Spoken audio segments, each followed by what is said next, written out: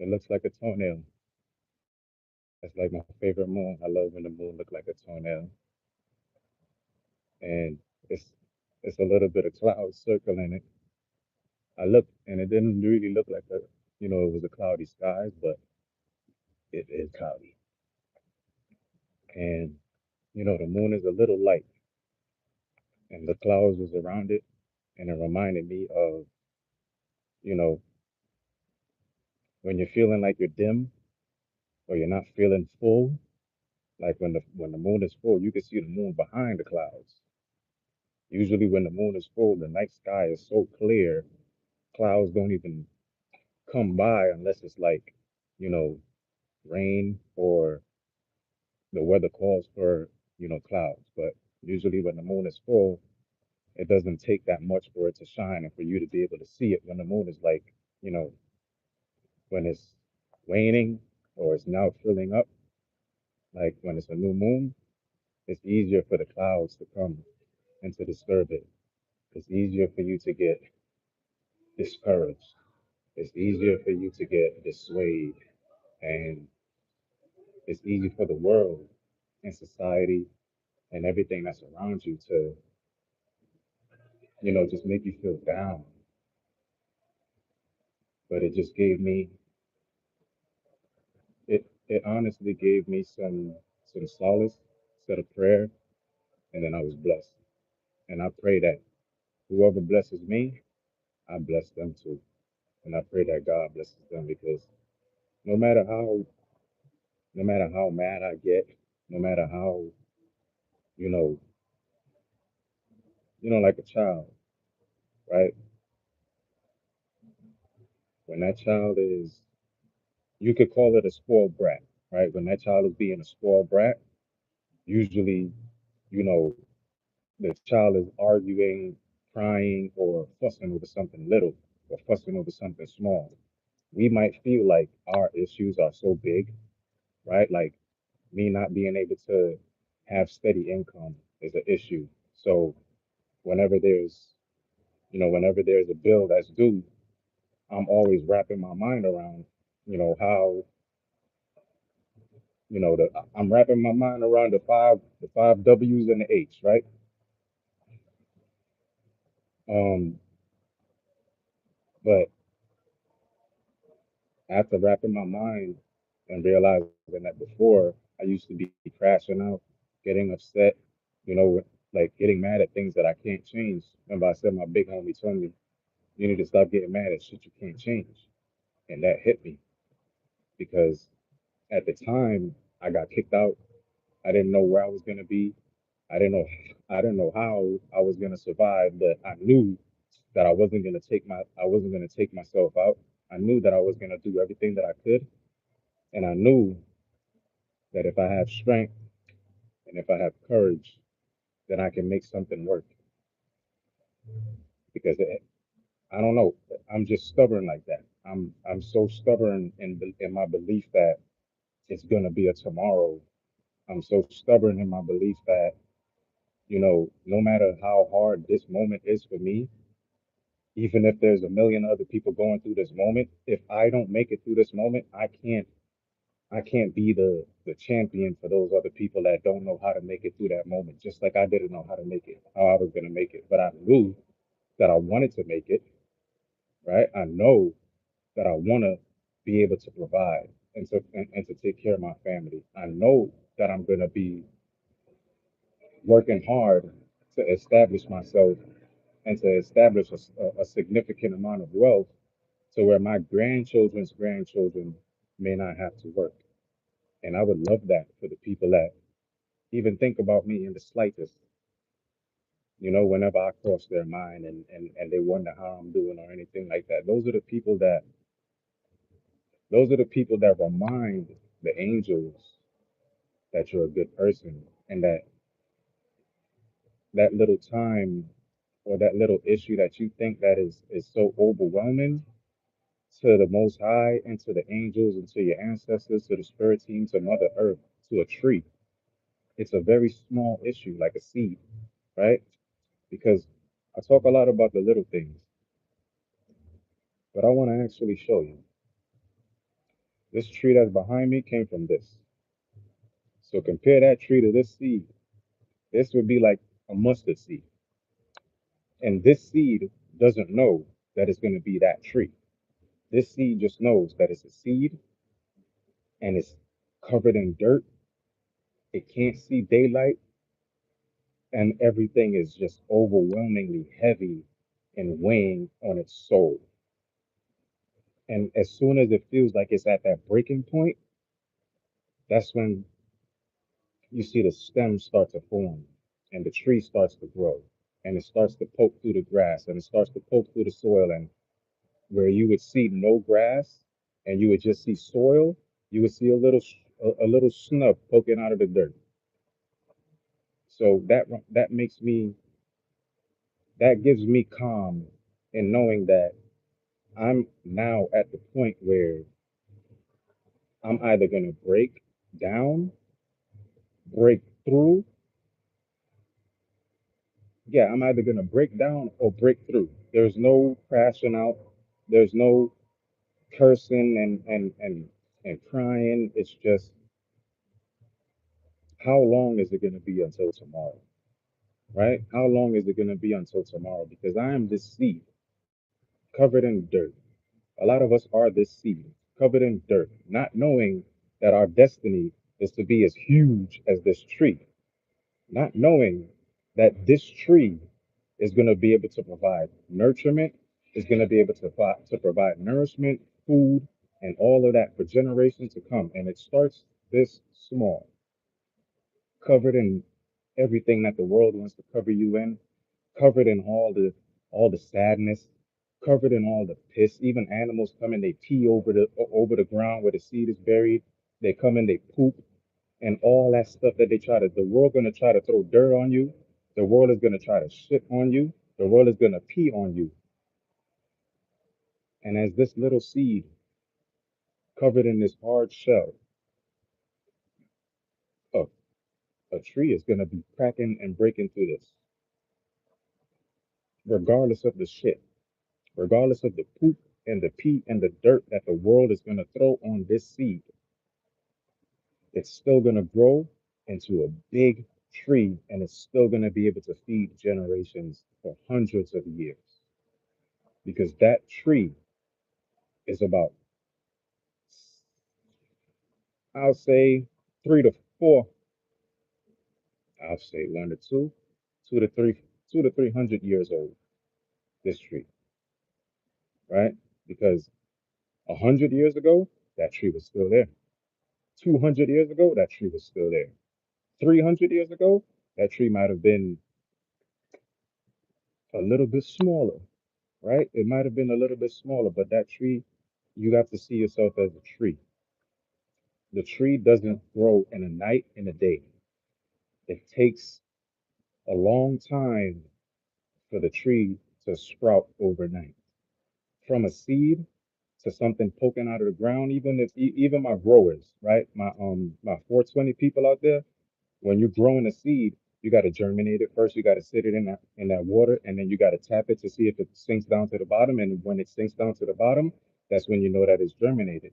Then you got to get a napkin and you got to put it in the napkin, and then you got to cover the napkin with it, and then you got to put a little bit of water over the napkin so it can continue the germinating, right? And then after the germination starts, you see that little sprout comes out of the seed, and that's when it's ready to go in the soil.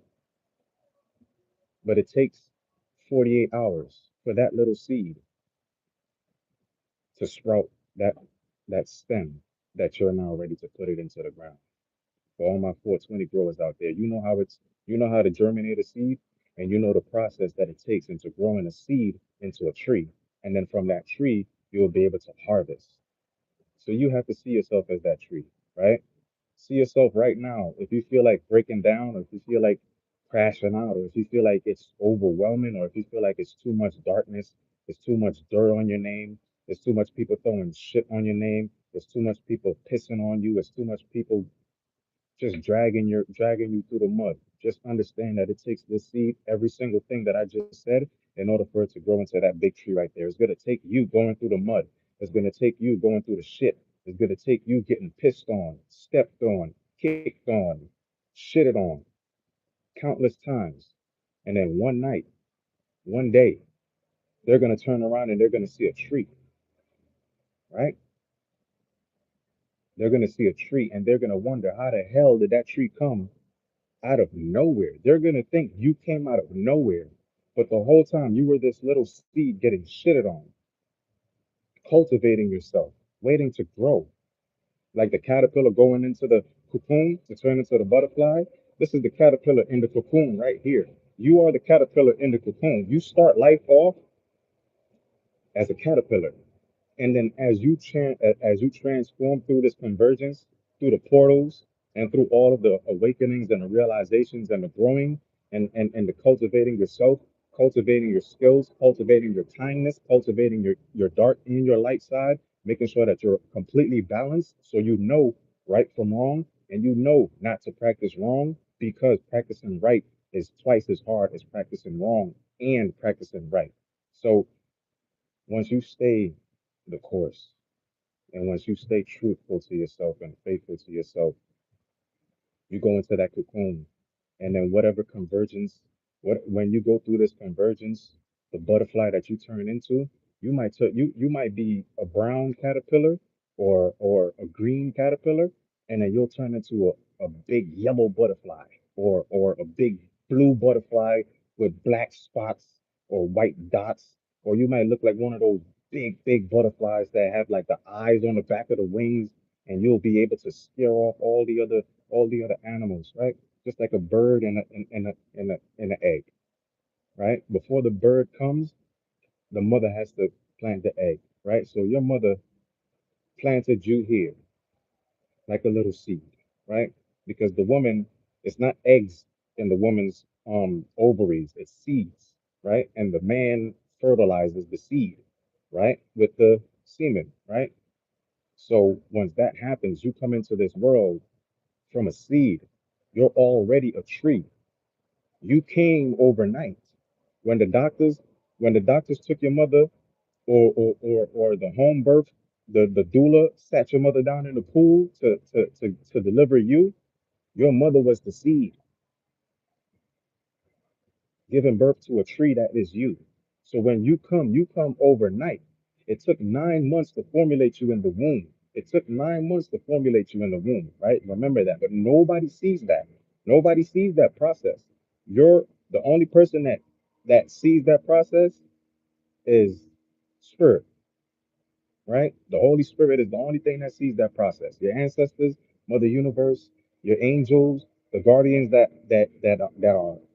are tasked to make sure that you stay on your path, those angels are the only ones that see you coming in the womb. They might even hear you. They might even communicate certain things to you. So when you're born, you perform these magnificent acts and you perform these great feats that mankind had to take 20 to 30 years just to learn.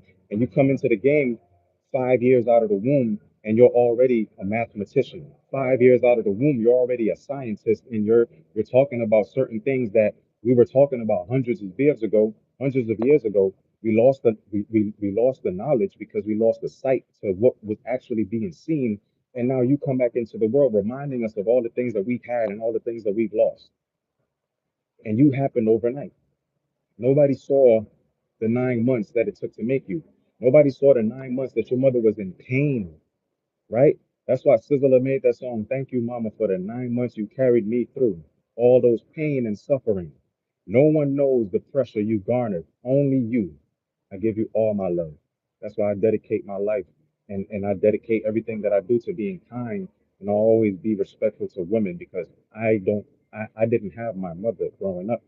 So now during this convergence that I'm converging from this seed into a giant tree that's going to be able to feed hundreds of years of generations of not just me. I want to be able to feed other people because it's not just me that I wanted to. I saw living in hell. It wasn't just my family that I saw living poor. It was everybody that was around me that I saw living poor. And when we turned on the TV, I saw people on the TV living rich, and I saw the areas that they lived in. It didn't look like the areas that I lived in.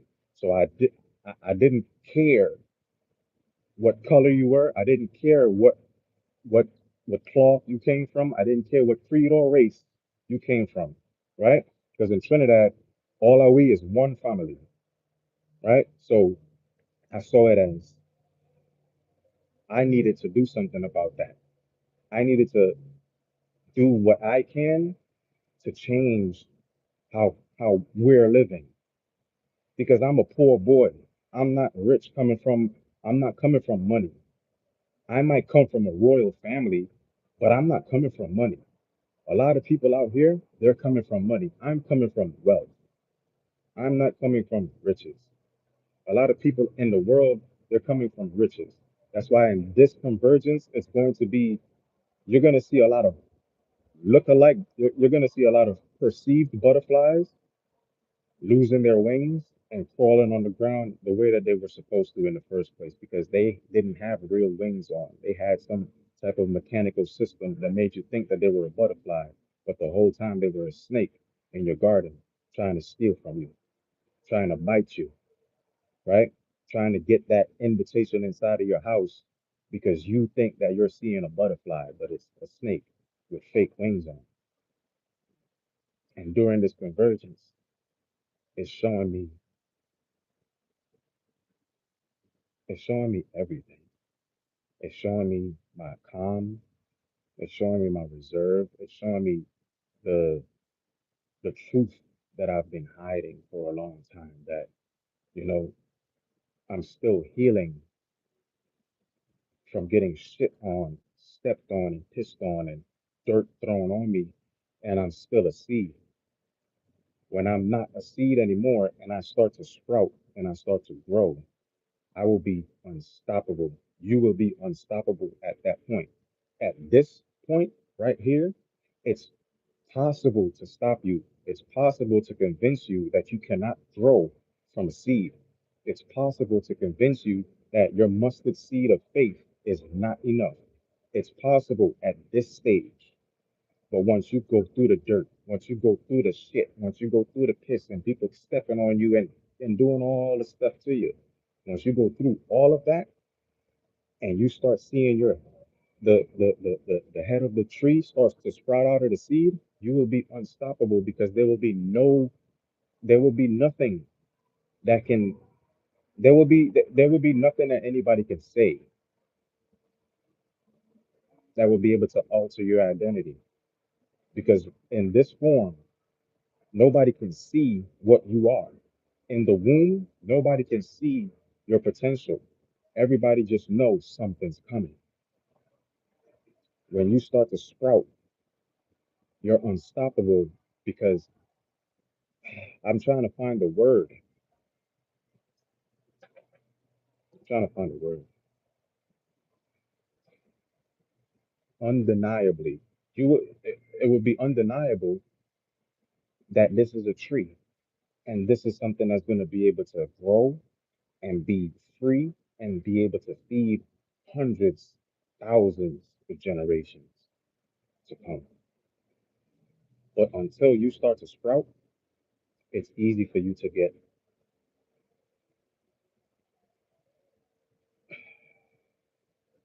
it's easy for you to get,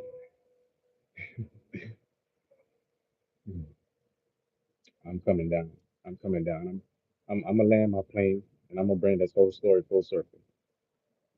It's easy for you to be dissuaded. It's easy for you to be convinced that you are not a tree because nobody sees a tree when they look at a seed. They only see a seed, right? So it's very easy at this stage for you to be convinced that your convergence is going to gift you nothing, that your convergence is going to prove to you that you are nothing, but you cannot be dissuaded by the dirt, the poop, and the pee, and the stepped on, and the stepping on, and all the other evil stuff that people are doing in the dark. Because in the dark is where they practice, in the dark is where they perform, in the dark is where they live. And once you sprout, you will now be in the light, and they will not be able to touch you. They will have to go find another seed to try to convince that they're not going to grow into a tree. They're going to try to convince another seed to not grow to its fullest potential. This seed is that tree, and that tree is this seed. But this seed does not know that it's that tree. But that tree knows that this seed is its child. So once this seed grows through all the darkness, through all the people stepping on it, the people throwing dirt on it, the people throwing poop, the animals pooping on it, peeing on it, and all the other stuff. Once this seed sprouts into a tree, it'll be undeniable to the world that this is a tree. It'll be undeniable to the world that who this seed belongs to, right? Who dropped this seed?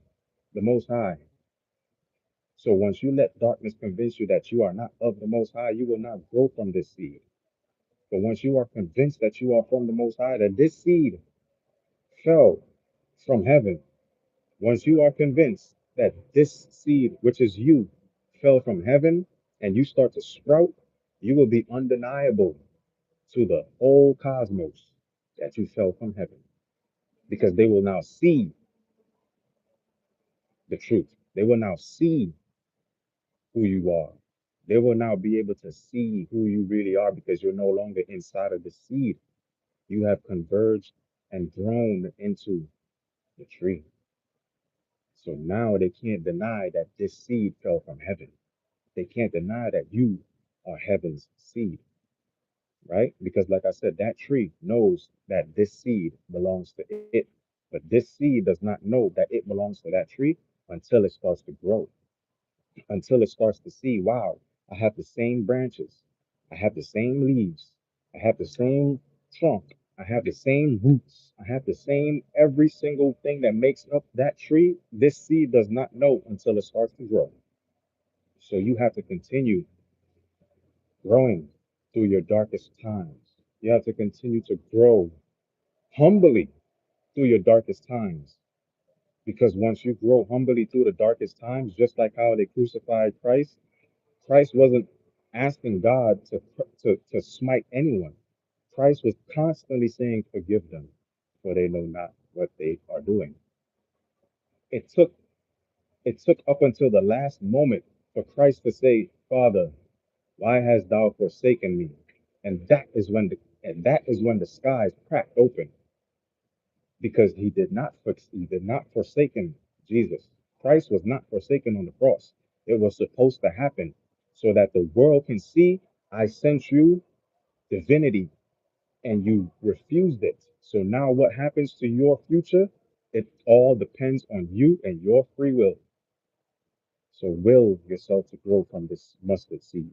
Will yourself to grow and show the world that you are fallen from heaven because this seed fell from a tree, and that tree is a heaven tree. And once you grow, they will not be able to deny you. You will be undeniable to every witness. You will be undeniable to every farmer. You will be undeniable to every store. You will be undeniable to every salesman that this is heaven's seed.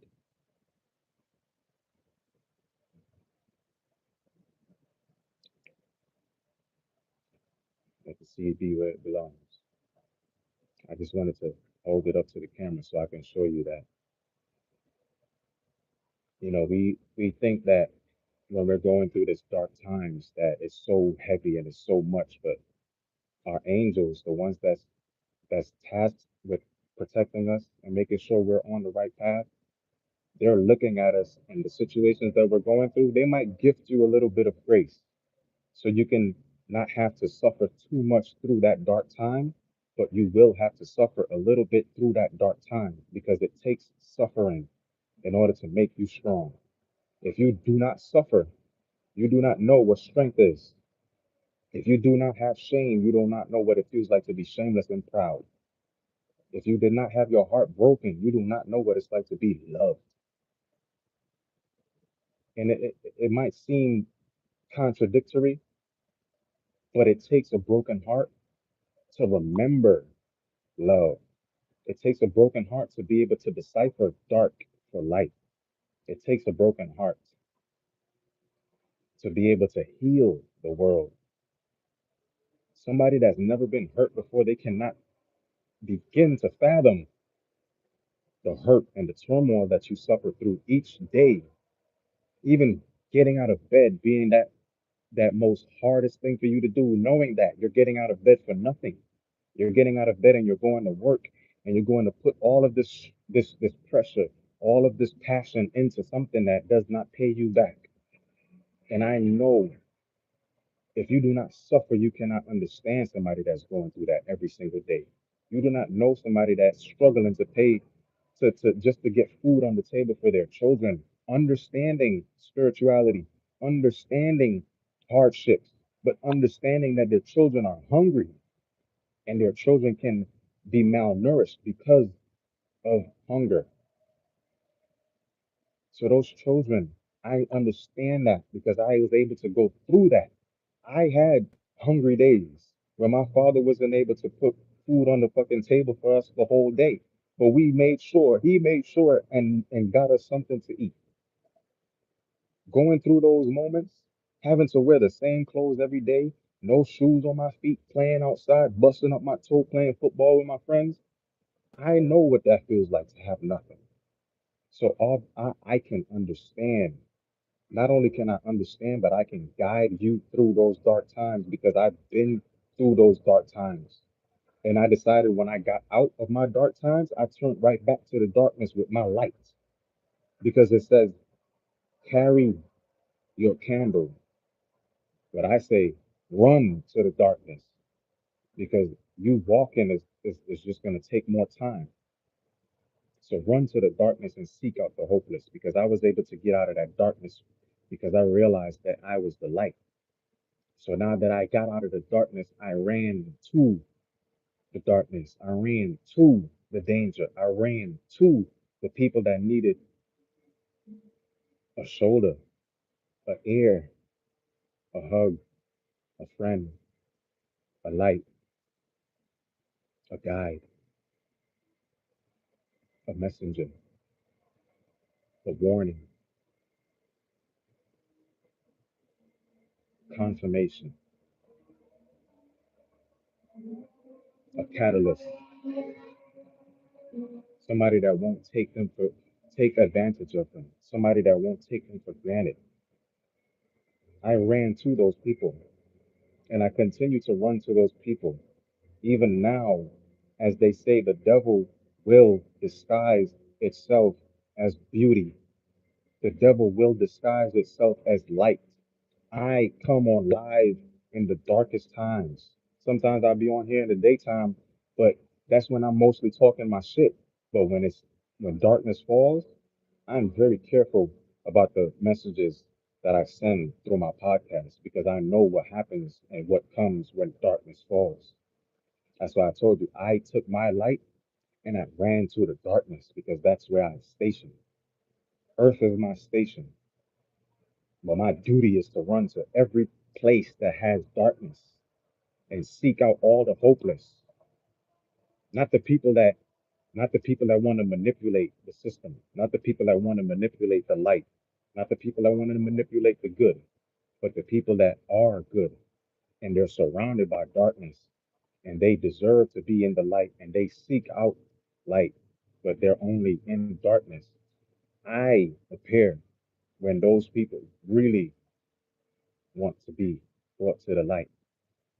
Me, my brothers, and my sisters, we're the ones that God uses to bring the hopeless and bring you home. We are the ones that God uses to go to the darkness, to go to war, to go where nobody dares to go, to speak where nobody dares to speak, to be brave in front of crowds of people. Me, my brothers and sisters are the ones that God uses for those tasks. I'm not saying that God don't use everybody. God uses everybody. The Most High, Mother Universe, Mother Earth, the angels, the spirit team, all those people, they are able to manipulate energy, and we are energy. But there's a certain everything has its guidelines, everything has its rules, right?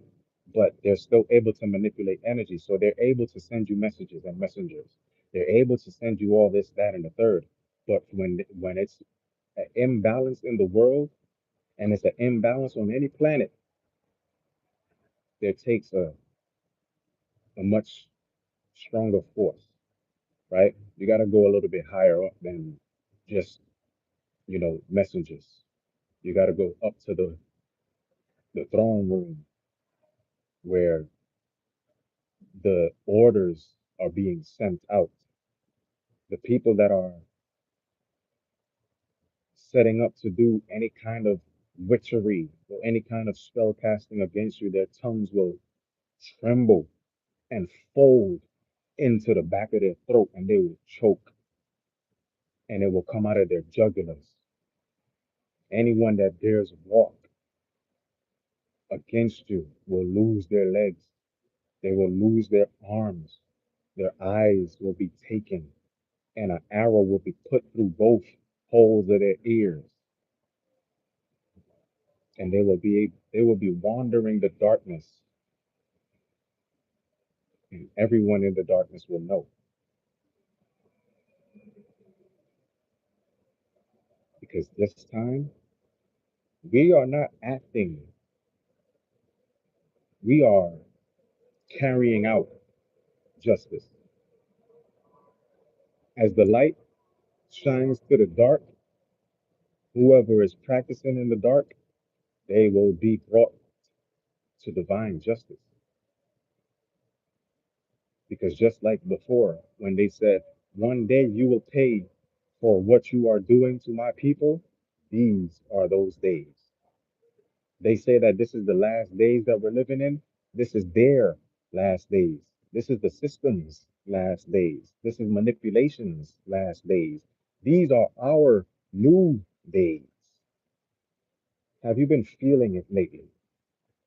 Have you been feeling the shift where you're not so used to letting things go the way that they were going before, but you're now pointing and saying that is not right because you're now able to feel right from wrong and you can decipher and discern between the two. This don't feel too good. That feels good, but why are they doing it that way? Why are they using it for that kind of advantage? Why are they taking it and perverting it into something that is further from what they got and closer to manipulation, closer to physical wealth, right? You got to be very careful because the one thing evil will do is act like they're not evil. Evil will act like they're not evil at all. Whole time you are looking at them practice evil, but they're telling you that they're not evil. They're trying to convince you that they're not evil, but their actions show otherwise. I will not lie to you. I tell you all the time, there's a balance between light and dark. And I tell you how to use the dark to serve the light. And I tell you not to use light to fight dark. Use light to shine light and to shine on the darkness and just shine your light. Don't try to use it as a weapon because the sun don't try to do anything to anybody. The sun just shines, right? And I had to learn that lesson. I can't use my light and want to just be fighting darkness all the time, right? I have to understand my mission objective. I have to understand the task of my job, and I have to respect the orders that I'm giving. I'm not ordered to go and defeat or to wage physical war. Spiritual war, absolutely. I have all authority. I'm a spiritual warrior. I'm here to fight and to run to the darkness and to bring all of the hopeless home. And it is a fight within itself because every single day you have to battle against the darkness trying to overtake you. So you have to continuously train your dark side and hone your light. I shine my light and it's shown across the world. I make sure that my light is shining across the world because I go on every single platform that allows me to reach the corners of the world. And I will reach the corners of the world every single day. So I'll shine my light on every single corners of the world. But I will also remember my dark side. I will also remember my dark side so that any dark entity that dares perpetuate any kind of fear onto any being of light and any innocence, I have the absolute right to wage spiritual war against that darkness. Physically, I will not use my vessel to to stain the name of the Most High. I will not stain my mother's name. I will not stain my father's name by getting caught up in worldly bullshit. That's why in all the movies with the gods and them staying out of the bickering and the bullshit that mankind got going on. I don't dabble in none of the shit that they got going on. I don't care who you beefing with. I don't care who you got a problem with. I don't care who in your family doing what. I don't care who did what to who, what. I don't believe in no type of excuses. There's no excuse. Just as there is no statute of limitations on evil. So there's no excuse in practicing evil. I don't practice evil. I fight against evil. I shine my light so that people can see light and dark and decipher and discern between that and evil, which is just straight out darkness. I don't practice evil. I don't practice witchery, witchcraft, none of that bullshit. My magic is too pure. I will think. I'm a thinker. I'm a seer.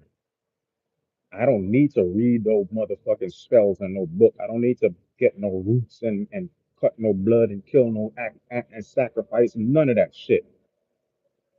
That's weak. Anybody that do that is weak. They're weak. They don't have no type of weight. They don't hold no power, which is why they gotta get outside sources and cause harm in order for whatever little shit that they want to have enacted be enacted, and then they got to band together in circles, but those circles are getting crushed by the hammer of heaven.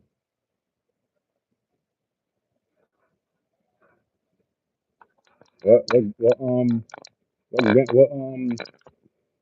Theoden said? Horn hammerhead. Yeah, I know y'all been hearing the trumpets. Y'all been hearing horns. It's been sounding beautiful. I know I've been hearing horns.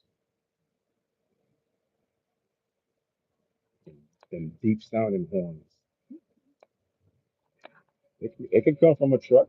It can come from a semi, but you got to listen to the horn, and you gotta listen to the energy that you're in at the moment, and you got to understand what that sound means and what that sound represents, right? Because you could be in a meditative state having a communication with your angels, and then wrong, you hear a fucking horn blow, right? And then you gotta realize, hold on, that's probably an answer to whatever meditation that I was just doing, or whatever answer that I was looking for, or whatever guidance that I needed. That horn was the signal, right? And whatever I was praying, that was the message, right? So the message was my prayer, and the answer was the horn. So when I hear the horn, I know my prayers are answered, right? I know that that's a what they call it, a confirmation, right? That's a spiritual confirmation or a worldly confirmation that says, okay, yes, it is done, it is granted, it has been, or it will be, right? And you got to be able to scratch that. when you hear the horn and you discern, you get the message and you get the confirmation, you gotta follow suit. You gotta not. I'm not gonna say waste the good time and just wait on something negative to happen. No, enjoy the good time because when that good time is over, you have to balance out that good with the bad. The bad may not last too long. Like I said, your angels and your spirit team, they will give you little trinkets or little, little grants so that you're not suffering completely, but you have to suffer, period. It might not be it might not be a complete suffering like, oh my God, I'm hungry. You're hungry, you got no money, you got no place to stay, you got no food, none of that stuff. It won't be like that. You will have a place to stay. You might have a meal a day, but you won't have three-course meals, and it won't be like how it was when you were young. And if you had a family that was sustaining, that was able to sustain 3 meals for each person in the household, right? Or even if you are, you know, even if you did go through a time where it wasn't always bad, but it wasn't always good. And whenever it was good, it wasn't as good as it could be because the only times that it was good was when your parents were getting bonuses, your parents were getting Christmas checks and all this, that, and the third that the companies used to give out.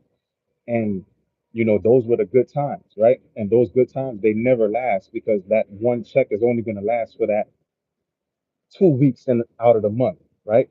But as a child, that whatever time that you're able to enjoy, it lasts a lot longer because it's the things that we hold on to. It's the moments that we enjoy, so we hold on to it. Just like how when you meet your friends, oh, remember this, remember that. It's always a memory. It's always something that's the best part of the memory. It's always something that's the best part of that moment because the moment is a light moment and it's a dark moment. You go through good and you go through bad, but we hold on to the good. We hold on to the good because the good, it feels good. It feels like life is the way that it's supposed to be. But as soon as we think about the bad, we start getting depressed. We start feeling like, damn, this shit could last forever, right? This shit might not ever end. This shit might be my reality. It might be my every single day. Look at how my day to day is. So I can't even see beyond my day to day because my day to day is so hectic. It's so stressful. It's so painful. It's so distorted that if I even think about the negative day to day aspects, I'm not going to think about the positive in the moments. And that's why I try to tell people don't live in the moment. You can enjoy the moment, but make sure that you purposefully plan for the next moment because each moment is fleeting. I got on, I definitely said that I was going to get off, right? But I'm a, I, I'm get off here. If this message resonated with you, put a moon in the comments. Put a moon in the comments or type conversions and hold in your mind what version of you that you're converting to, which version of you that you're shedding off. Type conversions in the chat and put a moon in there because this is the evening, baby. Welcome to the evening. The new renaissance has started, but it's going to take a few months for the energy to settle, right? Like when a baby is born, the baby comes in crying and screaming and all this, that, and the third, and then it settles down, right? The baby gets into the mother's arms, and then the baby starts calming down, right? So after a few months, everything's gonna the energy is gonna not calm. The energy is gonna calm down, but it's gonna calm down at a high, right? It's gonna plateau, but up there, right? So whenever you're whenever you're trying to feel like your energy is being depleted or your energy is being drained, just continue to look up, right? Focus your neck up. This right here is where your atlas is, right? So this is very important. The atlas is not only here, but it's also your throat chakra. So you don't want to have any type of blockages and any type of thing holding you down or holding you content. You want to free and always be lucid, right? I don't know if you heard that, but that's the sound of the air being released in the bones, right? That's what happens when you your knuckles and stuff like that. The air is released. So it's the pressure, right? You don't want to have any type of pressure. And if you feel like any type of pressure is being forced on you or being put on you, just hold your head up. Hold your head up very high, right? Hold your head up so high that you're looking directly in the sky and relax yourself in that state so that your neck and your kundalini can have a erect motion so the energy can travel in one up and down motion instead of having to go through all these twists and turns and all these kinks in your body and all these kinks in your spine. You don't have no kinks in your spine. That's why they say Reiki and yoga, right? So practice practice Reiki, learn Reiki, right? Have a Reiki instructor that's able to post videos maybe once every 2 weeks, maybe once a week, maybe once a month, and you will be able to enjoy that Reiki session, right? And you'll be able to clear your energy. You can play the Reiki throughout the house or throughout your room or wherever your area is. You don't have to listen to it in your ears. You can just put it on. You could even leave the house, put the Reiki on in your house and leave, right?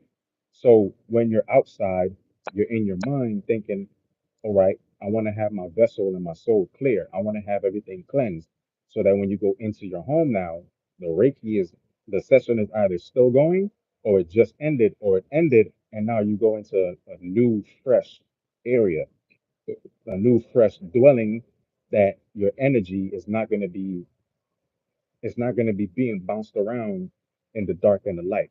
It's not going to be bounced around between any type of toxicity. It's not going to be bounced around by any type of energy or entity that snuck its way into your dwelling area. It's not going to be anything latched onto that. So when you listen to the Reiki or when you play the Reiki throughout your home and you leave, it's going to always work. As long as you put that intent and you accept what the healing or the message is in that session, then it works. If you don't accept, if you don't say you consent, then without your consent, nothing can go, right? Certain things that your angels and your protectors can override for your safety and for your well-being, but they will send you messages. They will send you notifications to let you know, hey, we're doing this, and this is supposed to go this way. So stop trying to go that way when you're supposed to be going this way. We're trying to poke you in this direction, but you're not you don't seem to get the message, so we're going to have to send you a little bit more notifications.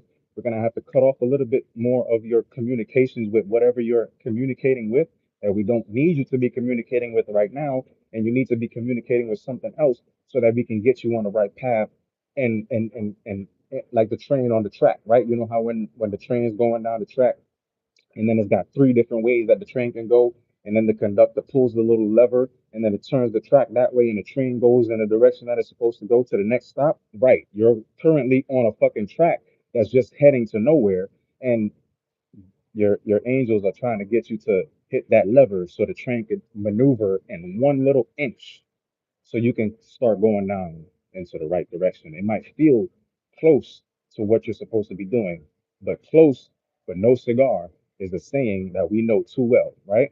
It's not. If it's close, it's a miss. It's a complete miss, right? It's either you score or you miss, right? Close but no cigar. So you can be very close to your path that you're on, but there's this little one thing, this little 1 inch that you just need to like when the space rocket is going to the moon, right? And it's knocked off of the trajectory by 1 fucking degree, 1 degree. It could even be zero point 0.5 degrees. You missed the window, right? So you don't want to miss the window in your own convergence, right? You don't want to have to wonder when is the next time that you're going to be able to um, become the best version of yourself. You want to be able to take this time and in this time become the best version that you know or you feel is the best version of you. And that one feeling is that little degree that you need to just be changed and move, maneuver in that trajectory. So now you could be on that perfect path on your dreams. So your reality, right? So type conversions in the chat. Put a moon in the chat if this resonated with you. I'm gonna end this message here. Don't ask me for shit on the hat. Got the Purple Moon headphones. Purple Moon album, top 25 or 2025 independent artists. Go stream that list on Spotify. Give those artists the the the the air that they deserve. They deserve your air because they're not just making music for themselves. They're making music with a message. And those type of musics and those type of artists, it's a lot of artists that are put in there that's fun, and they have their head on their shoulders, but the music that they make is also fun, and it's also stuff that you can take lightheartedly. It's not no insults. Nobody is getting cussed out. There's no beef, no negativity. It's all fun. It's all good vibes. It's all turn up vibes. It's all party vibes, and it's all the vibes that you can take into that good memory, in that good memory, in that good moment, right? It's not going to be bad memories. If it's a bad memory, it's going to remind you of a time that you used to be in. If you listen to a song and it gives you that nostalgic feeling, it's from a time that you used to be, but it's reminding you who you used to be. It's not reminding you of who you are, right? Well, it is kind of reminding you of who you are, but it's also reminding you and letting you know what you transformed from, right? Five fingers to life, 10 fingers to life. Watch those videos, check them out. I give you complete guidelines. I'm guiding you straight to the divine. I'm keeping you in the source with me because at all times and at all times, I am connected to the source. Just because I don't come up here and make videos 24/7 doesn't mean that I'm not tapped in. I have to be, I have to replenish this. I have to replenish myself. I have to do what I want to do. I have to have fun. I have to listen to music very loud. I can't listen to music and come on YouTube live because I'm going to get copyrighted.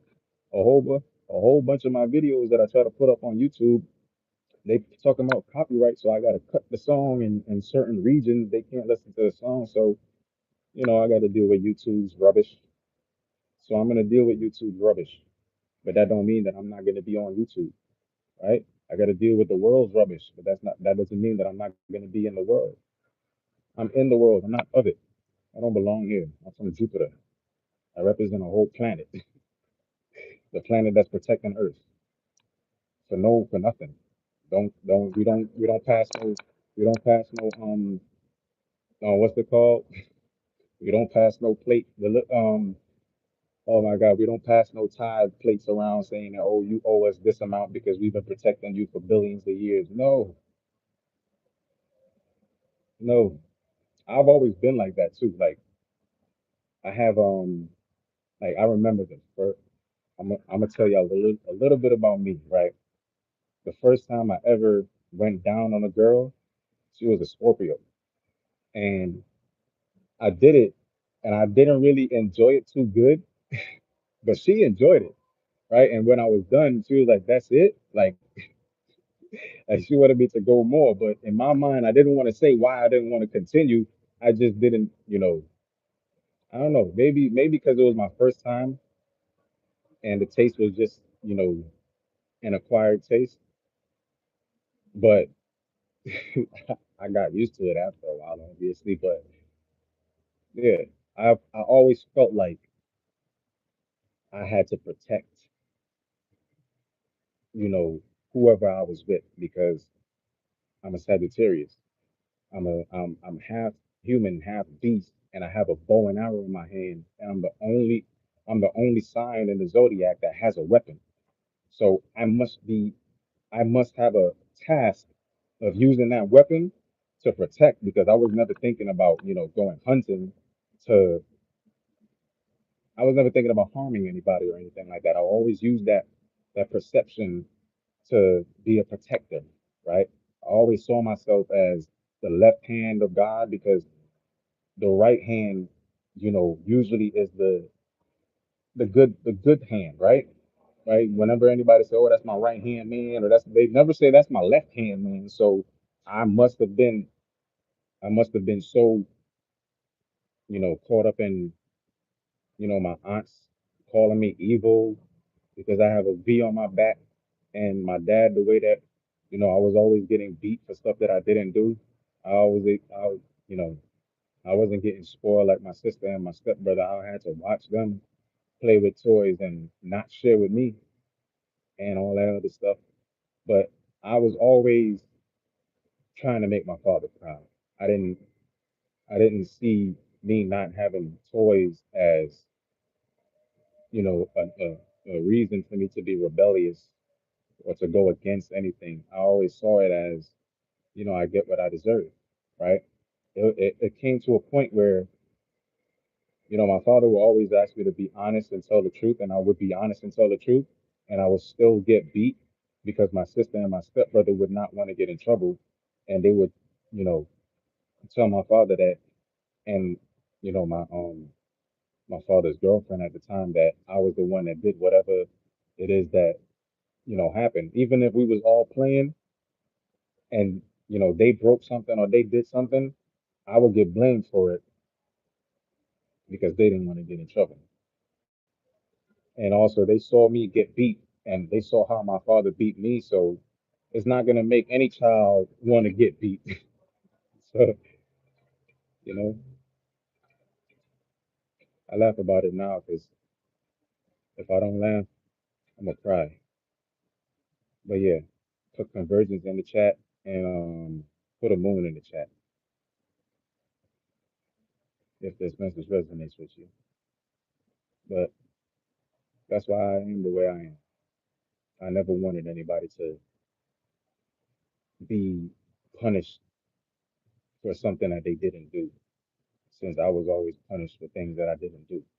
And the things that I did do, I didn't even get punished for because it wasn't even anybody around to see it. So me getting punished for the things that I didn't do was like me getting punished for the things that I did do if I would have got caught. So I never resented my father. I always, if anything, I'm so I'm so used to not not getting anything. I always felt like I didn't get anything because I didn't deserve nothing. So I never resented my dad or nothing like that. I just felt like when I got beat, I deserved it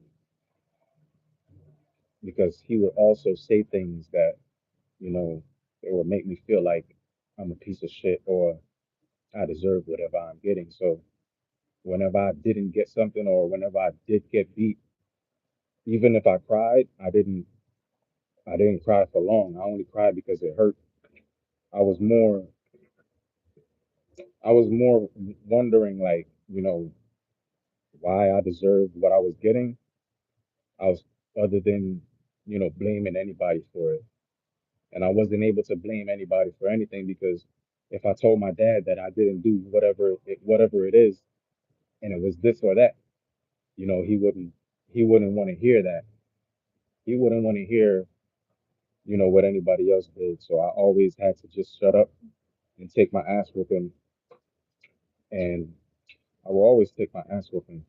That's why even in times right now, like when certain things happen and I can't control it, you know, I don't even get upset anymore because I mean I still get a little upset, but I don't get as upset as I used to because I can't change it.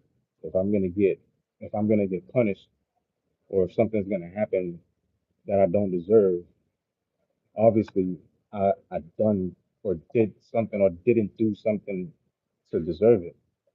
So I would never, like, I don't, the things that I go through, I never wish it on anybody. A lot of people say they wouldn't wish it on their worst enemies, but I wouldn't wish nothing for my enemies, not even anything good or bad. I wouldn't have nothing. I wouldn't even think about my enemies. I would just think about me, my situation, and other people that could possibly be going through the situation, and how can I remedy it for me so that I can get on here, fight back these tears, and help somebody else get through it too. So it's very easy for a lot of people to get on here and lie, but I can't do that. I've always been I've always been like too ashamed to lie because I was always, you know, beat for, for stuff that I didn't do. So I I didn't see no point in lying. But I was never afraid to get beat, so I was never afraid to tell the truth. If I did something, I would even go and say what I did before I would get caught or before anything or anybody would say anything, just to make sure that I'm not looked at as a liar or I'm not looked at as somebody that is just gonna do stuff and try to not take responsibility or accountability for it. If my dad asked me if I did something and I did it, I would say yeah. If my dad asked me I did something and I didn't do it and I said no, it would always be you. But so they're lying or they said this or they said that. I couldn't I couldn't, control what anybody else say. You asked me to tell you the truth. I tell you the truth. Every day I tell the truth.